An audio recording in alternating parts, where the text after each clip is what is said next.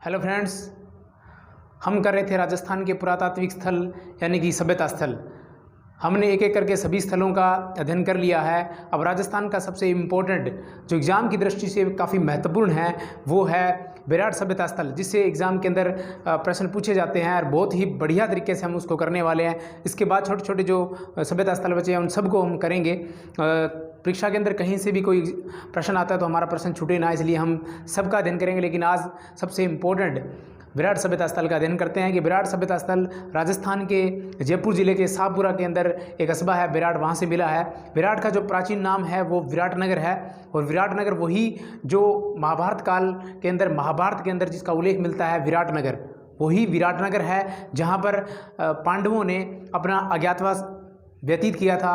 और वही विराटनगर है जहाँ विराटनगर के राजा ने अपनी पुत्री की शादी अर्जुन के पुत्र अभिमन्यु से कर दी। अपनी पुत्री, उसकी पुत्री का नाम था उत्तरा, और उत्तरा की शादी उन्होंने अभिमन्यु से कर दी थी। इसी प्रकार हम अध्ययन करेंगे कि विराट सभ्यता राजस्थान के अंदर किस क्षेत्र में मिली है या किस नदी के किनारे पे है, और उसका उत्खनन कार्य किसने किया। सबसे पहले हम उत्खनन और उसके खोज करने वाले विद्वानों के बारे में अध्ययन करते हैं, उसके बाद उसकी विशेषताओं के बारे में बढ़ेंगे। आइए हम करते हैं विराट सभ्यता स्थल। विराट सभ्यता स्थल, विराट सभ्यता स्थल है वो राजस्थान के जयपुर जिले में है। कौन से जिले में है? जिला पूछे तो जयपुर जिला है जयपुर, और कस्बा आ गया यानी कि शाहपुरा तहसील के अंदर, उप तहसील शाहपुरा के अंदर विराट है जयपुर के अंदर।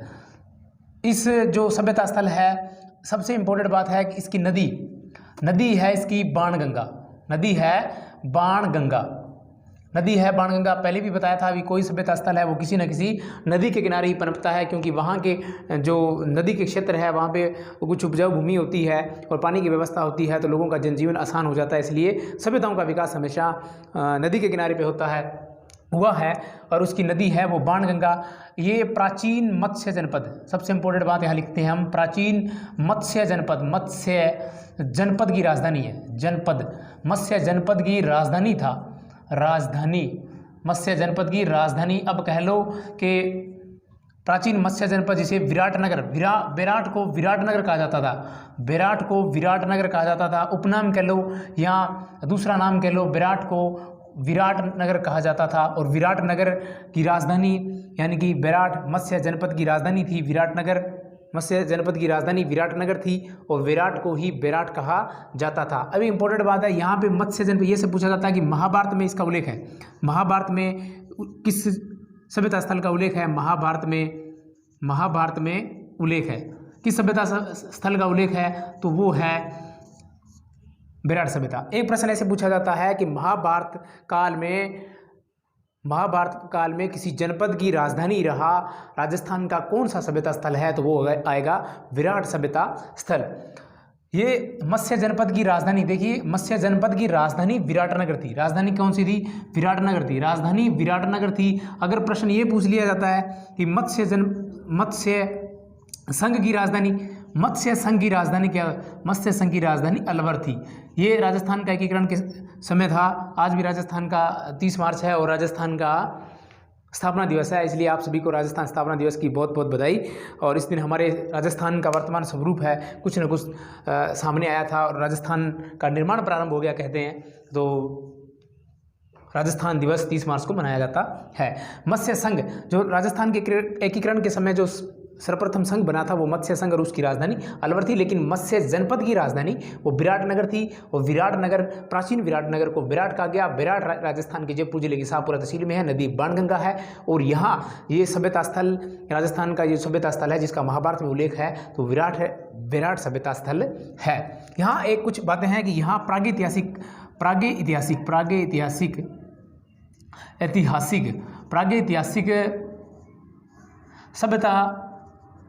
सभ्यता स्थल के अवशेष मिले हैं। प्रागैतिहासिक सभ्यता स्थल या मानव के, प्रागैतिहासिक सभ्यता स्थल, प्रागैतिहासिक मानव के अवशेष मिले हैं या उनके बारे में जानकारी मिलती है, क्योंकि यहाँ विभिन्न प्रकार की अक्षरक कंदराएं, गुफाएं और ऐसी शैलचित्र मिले हैं जिससे ये ज्ञात होता है कि यहाँ प्रागैतिहासिक मानव का कोई युग था या मानव यहाँ पे आसानी से रहता। विराट सभ्यता स्थल की खोज कई पहाड़ियों पे हुई, उसे डूंगरी कहा जाता है। पहाड़ियों पे उसे डूंगरी कहा जाता है, जैसे भीम की डूंगरी, महादेव की डूंगरी, बिज्जक डूंगरी। और बिज्जक डूंगरी, भीम डूंगरी, महादेव डूंगरी, ये जो डूंगरियां हैं ये बहुत प्रसिद्ध है। एग्जाम की दृष्टि से प्रश्न पूछा जाता है, निम्न में से शो का अभिलेख है या भब्र का लेख है किस डूंगरी से प्राप्त हुआ, तो बिज्जक की डूंगरी से। इस प्रकार के प्रश्न पूछे जाते हैं। सबसे पहले हम करने वाले हैं इन डूंगरियों के बारे में कि कौन कौन सी डूंगरियां मिली थी। यहाँ पे महादेव डूंगरी, महादेव डूंगरी,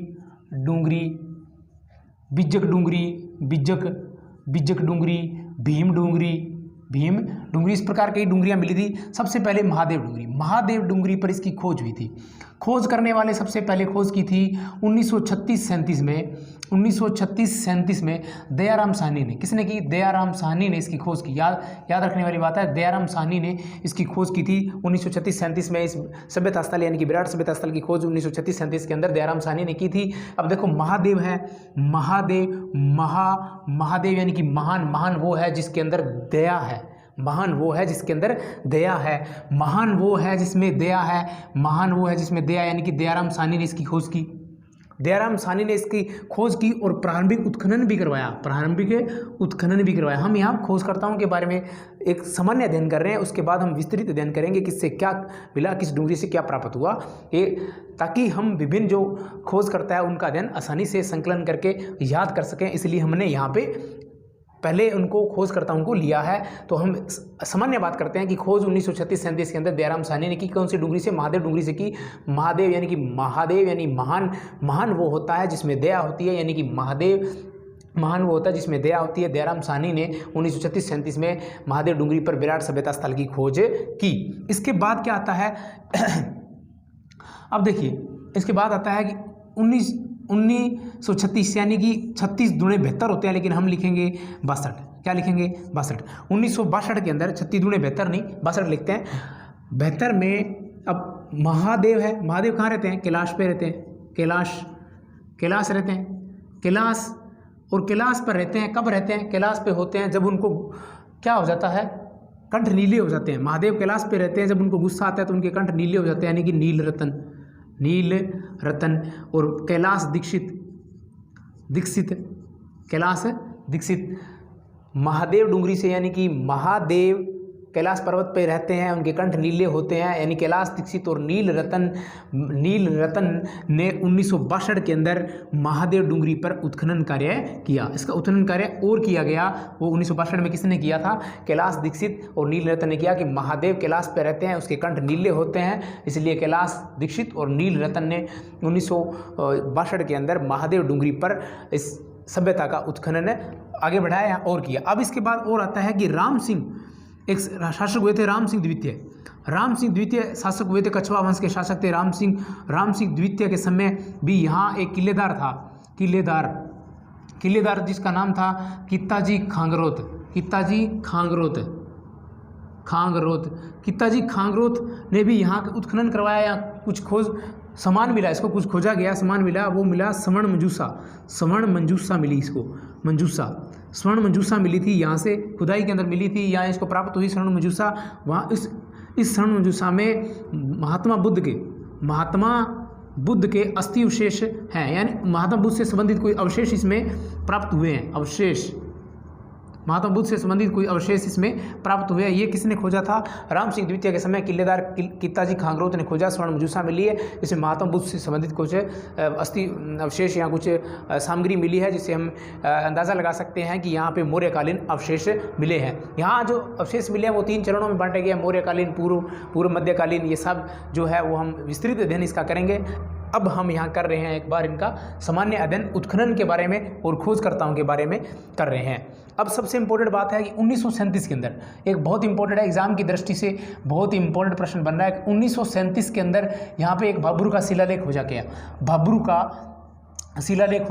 शिलालेख अब इंपॉर्टेंट है, ये भब्रू का शिलालेख कहाँ से खोजा गया? ये खोजा गया था बिज्जक डूंगरी से। बिज्जक डूंगरी से खोजा गया था। बिज्जक डूंगरी, प्रश्न ऐसे बनता है कि भब्रू का शिलालेख किस डूंगरी से खोजा गया, कहाँ से खोजा गया? बिज्जक डूंगरी, भीम डूंगरी, महादेव डूंगरी, इनमें से कोई नहीं है, इनमें से तीनों। तो इसका उत्तर आएगा बिज्जक डूंगरी से भब्रू का शिलालेख, जिसे अशोक का शिलालेख कहते हैं। किसे क्या कहते हैं? अशोक का लेख या शिलालेख कहते हैं। और इस शिलालेख की खोज किसने की थी? इस शिलालेख की खोज करने वाले थे कैप्टन कैप्टन बर्ट, इसकी खोज करने वाले कैप्टन बर्ट थे। कैप्टन बर्ट ने 1937 में इसकी खोज की थी। कुछ पुस्तकें 1940 बताती है, लेकिन वो आगे बताएंगे भी 1940 कैसे था। लेकिन अशोक का शिलालेख है, वो भाभुर का शिलालेख है, और विजय डुंगरी से मिला है, विजय की पहाड़ी से मिला है। खोज करने वाले कैप्टन बर्ट थे। कैप्टन बर्ट ने इसे खोजा था, लेकिन कैप्टन किटोई ने इसका लिथोग्राफ तैयार किया था। लिथोग्राफ होता है आसान तरीके से इसको पढ़ना, या इसका ऐसा हुबहू चित्र बनाकर उसको आसानी से पढ़ना इसका लिथोग्राफ कहलाता है। आसानी से पढ़ना या इसका हुबहू चित्र बनाकर उसका अध्ययन करना लिथोग्राफ कहलाता है। कैप्टन बर्ट ने इसको खोजा था और कैप्टन किटोई ने लिथोग्राफ तैयार किया और इसका अध्ययन किया था। और भाभुर का शिलालेख, इसके अंदर बुद्ध धम्म संघ ये 3 शब्द लिखे हुए हैं। इसके अंदर अशोक को मगध का राजा बताया गया। ये बातें हम आगे करेंगे। खोजा गया था, इसको कलकत्ता संग्रहालय में ले जाया गया। कलकत्ता संग्रहालय में ले जाया गया। किसको? अशोक का शिलालेख, भाभुर का शिलालेख है जो अशोक का शिलालेख कहलाता है। इसे यहाँ से काट कर, यानी ये एक पहिए की तरह है, एक पहिए की तरह इस तरह मान लो ये बना हुआ है। इसको काट कर कलकत्ता संग्रहालय के अंदर ले जाया गया और कलकत्ता संग्रहालय में 1840 में ले जाया गया।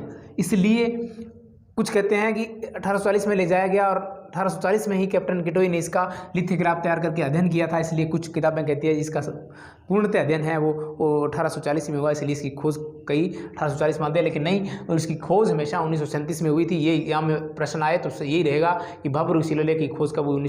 यहाँ गड़बड़ होगी। 1837 और 1840 के अंदर इसको पढ़ा गया था और कलकत्ता में संग्रहालय के अंदर ले जाया गया। और कलकत्ता संग्रहालय का वर्तमान है, कलकत्ता संग्रहालय का वर्तमान है रॉयल एशियाटिक सोसाइटी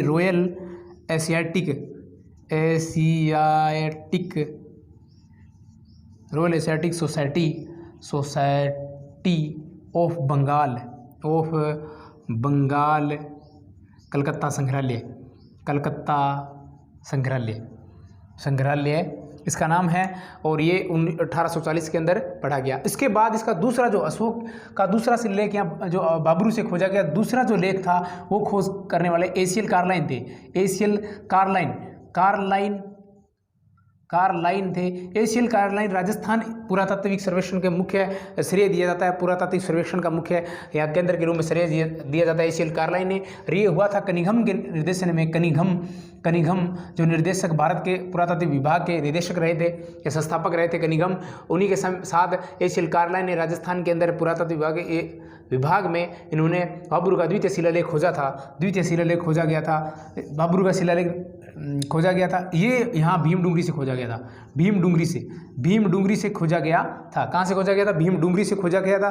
कनिंघम व एशियल कार्लाइन ने ये खोजा गया था 1871 के अंदर। और 1871 में खोजा गया था। और शंख लिपि के अंदर शंख लिपि की खोज की थी। इंपॉर्टेंट बात है, शंख लिपि की खोज किसने की थी? एशियल कार्लाइन ने की थी। और राजस्थान के अंदर भीमडुंगरी यानी विराट सभ्यता स्थल से इसका खोजा गया था। अब हम इसका विस्तृत अध्ययन करेंगे, एक एक पार्ट करेंगे और जितने भी एग्जाम की दृष्टि से महत्वपूर्ण प्रश्न बनेंगे उनको हम टच करते हुए चलेंगे। कोई भी प्रश्न हमारा बाहर नहीं होगा। अब हम करने वाले हैं विराट सभ्यता स्थल के बारे में विस्तृत अध्ययन, कि उसके बारे में कौन से अवशेष मिले हैं और कौन सी उसकी विशेषता हो सकती है एग्जाम की दृष्टि से जो महत्वपूर्ण है, उनको हम करेंगे, विस्तृत अध्ययन करेंगे। कहीं से भी कोई प्रश्न हमारा छूटने वाला नहीं है। आइए हम करते हैं विराट सभ्यता स्थल का विस्तृत अध्ययन। अब सबसे पहले हम अवशेष के बारे में बात करेंगे कि यहाँ से कौन कौन से अवशेष मिले हैं, क्योंकि प्रश्न हमेशा एग्जाम में कभी सभ्यता स्थल से बनता है तो उनके अवशेष यानी कि विशेषताओं से बनता है। तो अवशेष हम ध्यानपूर्वक करेंगे। अवशेष है, यहाँ से अवशेष है, हम इसको 3 पार्ट में बांटेंगे। एक पार्ट है मौर्यकालीन। सबसे पहले करेंगे हम, यहाँ जो अवशेष मिले हैं वो अवशेष है सबसे पहले प्रागैतिहासिक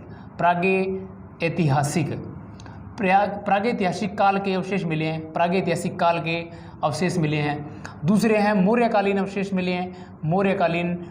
मिले हैं। हम इसका अध्ययन करेंगे प्रागैतिहासिक काल में क्या मिला है और मौर्यकालीन में क्या मिला है। उसके बाद मध्यकालीन अवशेष मिले हैं। अवशेष को हमने 3 भागों में बांट दिया, प्रागैतिहासिक काल के अवशेष, मौर्यकालीन अवशेष और मध्यकालीन अवशेष। इससे पहले हम इसका फैलाव कर लेते हैं कि इसका फैलाव कैसा था।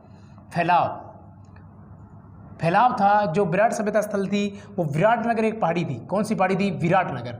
विराटनगर पहाड़ी में कई पहाड़ियाँ थी जिसे डूंगरी के नाम दिया जाता है। हम मुख्य रूप से करते हैं गणेश डूंगरी या महादेव डूंगरी, गणेश डूंगरी, महादेव डूंगरी और डूंगरी लिखेंगे, इसको डूंगरी बोला जाता है। फिर है भीम डूंगरी और बिजक डूंगरी। बिजक डूंगरी काफ़ी इंपॉर्टेंट है एग्जाम की दृष्टि से, क्योंकि यहाँ से बिजक डूंगरी से अशोक के अवशेष या मौर्यकालीन अवशेष मिले हैं, जहाँ प्रश्न ज़्यादा बनते हैं बिजक डूंगरी से। देखो बिजक डूंगरी से मौर्यकालीन अवशेष मिले हैं। इस प्रकार हम इनका अध्ययन करते हुए आगे बढ़ेंगे। विराट के अंदर प्रागैतिहासिक मानव के, अब देखेंगे प्रागैतिहासिक में क्या मिल रहा है। तो विराट के अंदर यानी कि जो सभ्यता स्थल है इसमें विराट में प्रागैतिहासिक मानव के अवशेष मिले हैं। प्रागैतिहासिक मानव के अवशेष मिले हैं। क्या अवशेष मिल सकते हैं कि उस समय के कौन से उपकरण वो यूज़ कर रहा होगा, कौन से हथियारों का प्रयोग कर रहा होगा या किस वस्तुओं का प्रयोग कर रहा है, यही बातें होती है। तो यहाँ से जो अवशेष मिले हैं उसके उपकरणों के बारे में मिले हैं कि उपकरण क्या थे, उसके हथियार क्या थे। हथियारों के बारे में जानकारी मिलती है कि उसका हथियारों का एक बहुत बड़ा कारखाना था। हथियारों का एक बड़ा कारखाना मिला है, कारखाना। उसमें हथियार कुछ ज़्यादा विशेष नहीं थे, पत्थरों के हथियार बने, जैसे गोल मटोल पत्थर है, शिकार करने के लिए, आग जलाने के लिए, या उसके दैनिक जीवन में काम आने वाले जो हो सकते थे, वस्तु हो सकती थी, उसको जो पत्थर के माध्यम से कैसे उपयोग कर सकता था, उस पत्थरों का मिलता है। यहाँ पे पेबुल टूल मिले हैं, पेबुल टूल मिले हैं। ये पेबुल टूल प्रागैतिहासिक मानव की विशेषता है। पेबुल्स ये एक पत्थरों के गोल मटोल औजार होते थे जिससे वो शिकार वगैरह करता था या कुछ अब दैनिक जीवन में उपयोग आने वाले वस्तुओं के लिए उपयोग करता था, जिसे पेबुल्स कहते थे। ये गोल मटोल पत्थर होते थे और पेबुल टूल यहाँ से मिली है और हथियारों का एक बड़ा कारखाना भी यहाँ से मिला है। इस प्रकार के यहाँ उपकरण मिलते हैं। लेकिन यहाँ का जो प्रागैतिहासिक मानव था वो पूर्णतः प्रकृतिजीवी था। ये तो पता ही है कि प्रागैतिहासिक का जो मानव था वो प्रकृतिजीवी था, प्रकृति पर ही निर्भर था। प्रकृतिजीवी मानव के अवशेष मिले हैं, ये प्रकृतिजीवी मानव था, यहाँ का अवशेष मिले हैं, प्रकृतिजीवी मानव के अवशेष मिले हैं। पेबुल टूल मिले, हथियारों का बड़ा कारखाना मिला। ऐसे जो पत्थर हैं या औजार हैं वो मिले हैं भीनगढ़ या डिंगोरिया से। डिंगोरिया ये दोनों जयपुर उसी क्षेत्र के अंदर है। डिंगोरिया और भीमगढ़ या भीनगढ़ कह लो, जयपुर उसी एरिया के अंदर है और वहाँ से ये मिले हैं।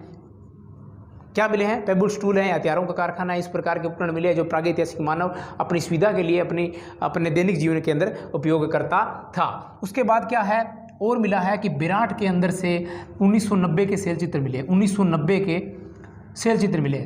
विराट से कहाँ से मिले हैं? बिजक डूंगरी से। कहाँ से मिले हैं? बिजक डूंगरी से मिले हैं, भीम डूंगरी से मिले हैं, बिजक डूंगरी से, भीम डूंगरी से, गणेश डूंगरी से। गणेश तीनों डूंगरी से विराट से 1990 के शैल चित्र मिले हैं, शैलाश्रय मिले हैं, चित्रित शैलाश्रय मिले हैं, चित्रित शैलाश्रय मिले हैं। ये इसकी प्रमुख विशेषता है। और ये लघु पाषाण काल से लेकर मध्य पाषाण काल तक के हैं। लघु पाषाण काल से लेकर और दीर्घ पाषाण काल तक के हैं। लघु पाषाण काल से लेकर दीर्घ पाषाण काल तक क्या है? चित्रित शैलाश्रय है। ये कहाँ से मिले हैं? विराट की तीनों पहाड़ियाँ बिजक डूंगरी, भीम डूंगरी और गणेश डूंगरी से मिले हैं चित्रित शैलाश्रय। ये प्रागैतिहासिक मानव के इतिहास के अंदर वहाँ से वस्तु मिलती है। प्रश्न ऐसे बन सकता है, निम्न में से किस सभ्यता स्थल से प्रागैतिहासिक मानव के अवशेष मिले हैं? तो विराट सभ्यता। निम्न में से किस सभ्यता स्थल से प्रागैतिहासिक मानव के हथियारों का बड़ा कारखाना मिला है? विराट सभ्यता से मिला है। प्रश्न ऐसे बन सकता है कि निम्न में से किस सभ्यता स्थल से पेबुल टूल उपकरण मिले हैं? तो विराट सभ्यता स्थल से मिले हैं। या ऐसे पूछा जा सकता है किस सभ्यता स्थल से प्रागैतिहासिक मानव के शेष मिले हैं जो मानव पूर्णतः प्रकृतिजीवी था? तो विराट सभ्यता स्थल। उस प्रश्न ऐसे बन सकता है कि बिजक डूंगरी, भीम डूंगरी से चित्रित शैलाश्रय कब मिले या कब खोज हुई? तो 1990 के अंदर। या विराट सभ्यता स्थल से 1990 में भीम डूंगरी या डूंगरी हैं या डूंगरियों से चित्रित शैलाश्रय के जो प्रमाण मिले हैं वो किस काल के हैं? तो लघु पाषाण काल से लेकर दीर्घ पाषाण काल तक है। इस तरह के इसमें प्रश्न बनते हैं, इंपॉर्टेंट प्रश्न है। इसके बाद हम करने वाले हैं हम विराट सभ्यता स्थल से मिलने वाले मृद भांड। क्या? मृद भांड। मृदभांड किसी सभ्यता स्थल की प्रमुख विशेषता होती है। मृदभांडों पे प्रश्न बन सकता है, इंपॉर्टेंट है। ये प्रश्न ऐसे बनता है किस प्रकार के मृदभांड मिले हैं, तो हम पहले मृदभांडों का अध्ययन करेंगे कि विराट सभ्यता स्थल से किस प्रकार के मृदभांड मिले हैं, उनकी क्या विशेषता है, उनको क्या नाम दिया गया और किस प्रकार वो बनाए गए थे।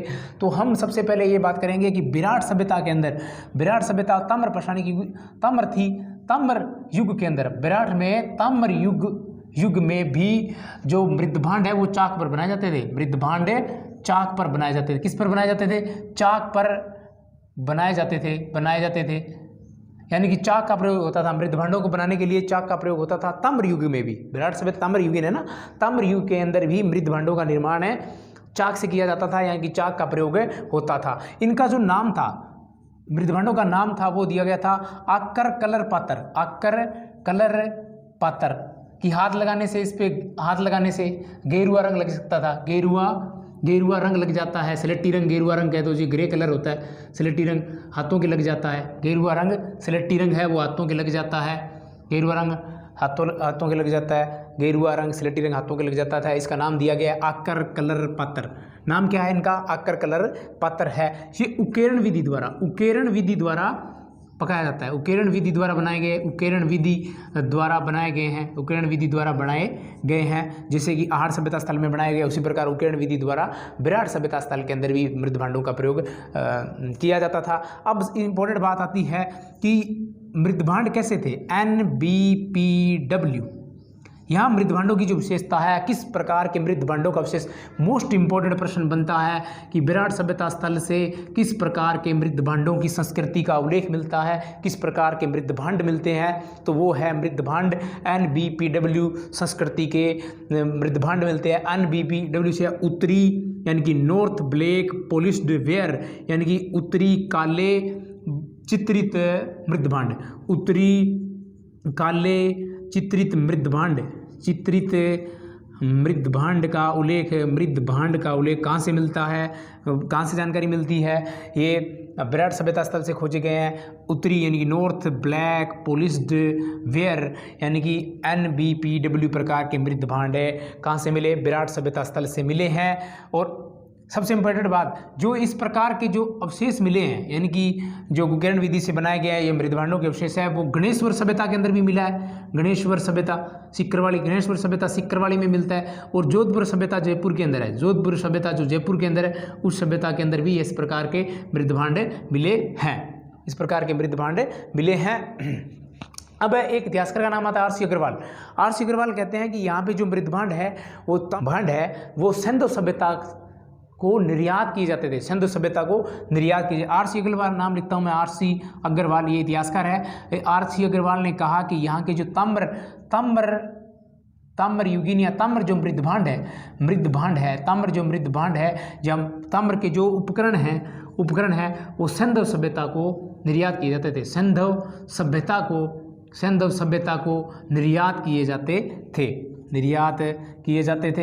ये इंपॉर्टेंट बात है, यहाँ से मिलता है। ये प्रश्न बनता है कि निम्न में से किस इतिहासकार का मानना है कि विराट सभ्यता स्थल से ताम्र उपकरण सिंधु सभ्यता को निर्यात किए जाते थे या सिंधु सभ्यता को बेचे जाते थे? तो RC अग्रवाल उत्तर आएगा। नहीं, RC अग्रवाल के द्वारा विराट सभ्यता स्थल के ताम्र उपकरण किस सभ्यता को निर्यात किए जाते? तो सिंधु सभ्यता। या RC अग्रवाल के अनुसार किस सभ्यता स्थल के ताम्र उपकरण सिंधु सभ्यता को निर्यात किए जाते थे? तो उत्तर आएगा विराट सभ्यता स्थल। इस प्रकार के प्रश्न इंपॉर्टेंट प्रश्न है, एग्जाम की दृष्टि से ये इस प्रकार के प्रश्न पूछे जाते हैं। अब हम करने वाले हैं इसके बारे में जो अभिलेख खोजे गए हैं, यानी कि ये तो आ गया प्रागैतिहासिककालीन और उसके बारे में जानकारी आएगी। अब हम मौर्यकालीन जो जानकारियाँ मिलती है, अभिलेख मिलते हैं, उनके बारे में अध्ययन करेंगे। अब हम करने वाले हैं कि विराट सभ्यता स्थल के अंदर जो मौर्यकालीन अवशेष थे उनके बारे में अध्ययन करेंगे। तो मौर्यकालीन अवशेषों के बारे में, मौर्यकालीन अवशेष जो मिलते हैं, मौर्यकालीन अवशेष के अंदर हम करेंगे कैप्टन बट का खोजा गया अवशेष कैप्टन बट का खोजा गया भब्रू शिलालेख। कौन सा शिलालेख? भब्रू शिलालेख। भब्रू का शिलालेख या अशोक का शिलालेख। भब्रू का लेख, अशोक का शिलालेख, महान अशोक मौर्य का शिलालेख, मौर्य का लेख शिलालेख। इसकी खोज किसने की थी? भब्रू का शिलालेख की खोज की थी कैप्टन बट ने। कैप्टन बट ने इसकी खोज की थी। कैप्टन बट ने 1837 के अंदर 1837 में इसकी कैप्टन बट ने खोज की थी। और कहाँ की थी? बिजक डूंगरी में। बिजक की डूंगरी, बिजक डूंगरी बेराट के अंदर, बिजक डूंगरी पहाड़ी के अंदर बेराट में की थी, यानी कि जयपुर बेराट सभ्यता के अंदर बिजक डूंगरी पर कैप्टन बट ने इसकी खोज की थी। ये जो शिलालेख है ये पहिए के आकार का है, पत्थर का बना हुआ एक पहिए का मतलब आकार से बना हुआ है, पत्थर का है ये। इसका लिखेंगे पत्थर का पहिया, पत्थर का पहिया कह लो, पहिया, पत्थर का पहिए के आकार का बना हुआ है। इसकी खोज 1837 के अंदर कैप्टन बट ने की थी। और बिजक डूंगरी यानी कि जो बिजक की पहाड़ी है वहाँ से मिला था। अशोक का लेख इस पर खुदा हुआ है, अशोक का लेख भी कहते हैं, भब्रू का शिलालेख भी कहते हैं, यानी कि भब्रू नामक स्थान से मिला है। इसके सब इम्पोर्टेंट बातें ये है कि इसके अंदर अशोक को की बुद्ध व बौद्ध धर्म में आस्था बताई गई है। बौद्ध धर्म में आस्था बताइए, आस्था बताइए। अशोक का बौद्ध होने का सबसे बड़ा प्रमाण, अशोक के बौद्ध होने का सबसे बड़ा प्रमाण है, अशोक के बौद्ध होने का, बौद्ध धर्म का अनुयायी बताया गया है।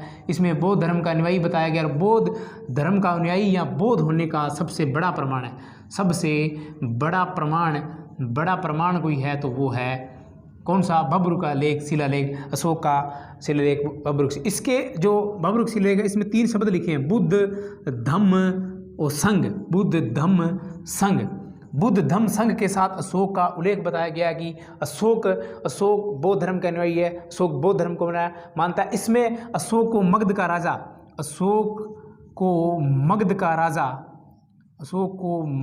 राजा बताया गया है। मगध का बौद्ध राजा कह लो या मगध का राजा बताया गया है। किसमें बताया गया है? भब्रू के लेख में बताया गया है। अशोक के बुद्ध व बौद्ध धर्म में आस्था बताई गई है। ये पत्थर का पहिया है। अशोक के बौद्ध होने का सबसे बड़ा प्रमाण यहाँ से मिलता है। अशोक को मगध का राजा बताया गया है। इससे बुद्ध धम्म संघ के 3 शब्दों का उल्लेख यहाँ से मिलता है। बौद्ध संस्कृति का उल्लेख मिलता है। बौद्ध संस्कृति का उल्लेख मिलता है। अभी आगे हम कर रहे थे कि इसकी खोज 1837 में कैप्टन बट ने की थी और 1840 में इस पहिए को काटकर, इस पत्थर का जो पहिया था इसको काटकर कहाँ ले जाया गया? कलकत्ता में ले जाया गया, कलकत्ता के संग्रहालय में ले जाया गया। हमने किया था संग्रहालय में ले जाया गया। हमने किया था कि 1840 के अंदर ही इसका लिथोग्राफ तैयार किया था। ग्राफ तैयार करने वाले कौन थे? कैप्टन किटोई। और कैप्टन किटोई ने इसका लिथोग्राफ तैयार करके इसका अध्ययन किया था। इम्पोर्टेंट है। और ये कलकत्ता के संग्रहालय में ले जाया गया। और इस कलकत्ता के संग्रहालय का जो वर्तमान नाम है वो हमने लिखा था Royal Asiatic Society of Bengal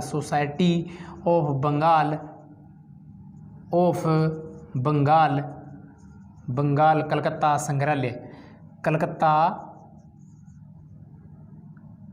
संग्रहालय इसका नाम है। Royal Asiatic Society of Bengal Calcutta संग्रहालय इसका वर्तमान नाम है।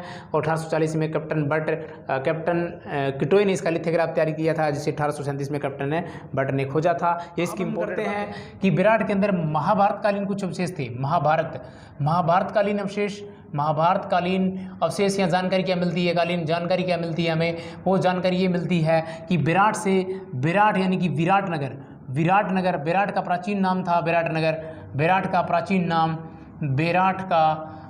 नाम विराटनगर था। और विराटनगर ये एक जनपद, मत्स्य जनपद था, उसकी राजधानी था। विराटनगर मत्स्य जनपद की राजधानी था। और मत्स्य जनपद की राजधानी कौन सी थी? विराटनगर थी। और मत्स्य जनपद था ये महाभारतकालीन एक जनपद था, महाभारतकालीन जनपद था। वो कहते हैं कि कौरव और पांडवों में पांडव यहाँ अपना अज्ञातवास व्यतीत करने के लिए यहाँ पे आए थे। कहाँ? विराटनगर में आए थे। और विराटनगर की राजा की पुत्री थी जिसका नाम था उत्तरा के साथ अभिमन्यु की शादी हुई थी। और पांडव यहाँ विराटनगर की गाय चुराने के लिए आए थे। विराटनगर की राजा की गाय चुराने के लिए आए थे। और यहाँ एक इम्पोर्टेंट प्रमाण मिलता है कि यहाँ महाभारतकालीन यानी कि पांडवों के पद चिन्ह मिलते हैं। पांडवों के पद चिन्ह मिलते हैं। प्रश्न ऐसे बन सकता है कि किस सभ्यता स्थल से पांडवों के पद चिन्ह मिलते हैं? तो विराट सभ्यता स्थल से मिलते हैं। और विराट सभ्यता स्थल के अंदर यानी कि विराट नगर के अंदर पांडवों ने महाभारत काल के समय विराट नगर के अंदर पांडवों ने अपना अज्ञातवास व्यतीत किया था और यहाँ पांडवों के पद चिन्ह मिलते हैं। यहाँ वो विराट नगर के राजा की गाय चुराने के लिए आए थे। इंपॉर्टेंट बात है, यहाँ जो भीम डूंगरी है, यहाँ जो भीम डूंगरी है, इस भीम डूंगरी पर किंचक की पहाड़ी है। किंचक की पहाड़ी पर एक राक्षस रहता था जिसका भीम ने वध कर दिया। कहते हैं कि भीम ने उसका वध कर दिया। ये कुछ छोटी मोटी कहावतें हैं, ये छोटी मोटी किंवदंतियाँ हैं, वो है इसके अंदर। लेकिन ऐसा कोई इंपॉर्टेंट प्रश्न नहीं बनता। प्रश्न यही बनता है कि किस सभ्यता स्थल से पांडवों के पद चिन्ह मिलते हैं। प्रश्न ऐसे बन सकता है। तो विराट सभ्यता स्थल यहाँ पूछ सकते हैं महाभारतकालीन जनपद की राजधानी राजस्थान की किस सभ्यता स्थल से मिलती है? तो विराट सभ्यता स्थल से। इस प्रकार का प्रश्न बन सकता है। करते हैं मध्यकालीन जानकारियाँ, यानी कि मध्यकाल की जो अवशेष कौन कौन से मिले हैं। मध्यकालीन अवशेष या जानकारियों के बारे में अध्ययन करेंगे। इंपॉर्टेंट बातें हैं जो एग्जाम की दृष्टि से महत्वपूर्ण है कि मध्यकालीन यानी कि हर्षवर्धन का समय, सम्राट हर्षवर्धन के समय एक चीनी यात्री आया था, बहुत फेमस था। चीनी यात्री आया जिसका नाम था हवेनसांग नाम था उसका। हवेनसांग है, हर्षवर्धन के समय हवेनसांग आया था चीनी यात्री भारत में।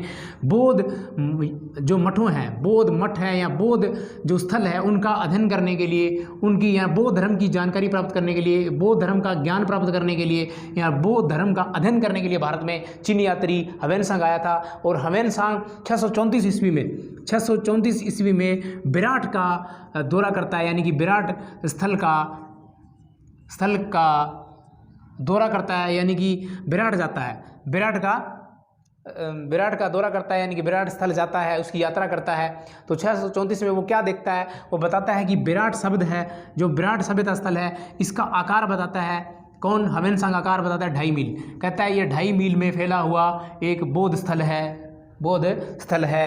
आकार बताता है इसका 2.5 मील। और यहाँ पे उसने मठ बताए, कुछ बौद्ध मठ बताए। कितने बताए? बौद्ध मठ बताए। और बौद्ध मठों की संख्या कितनी बताता है? संख्या बताता है वो 8 बौद्ध मठ बताता है। और विराट के लिए शब्द का जो प्रयोग करता है, उस शब्द का नाम पारयात्र, यानी कि पारयात्र बौद्ध, यानी कि विराट सभ्यता स्थल के लिए पारयात्र शब्द का प्रयोग हवेनसांग करता है। प्रश्न ऐसे बन सकता है, किस चीनी यात्री ने विराट सभ्यता स्थल का नाम पारयात्र बताया?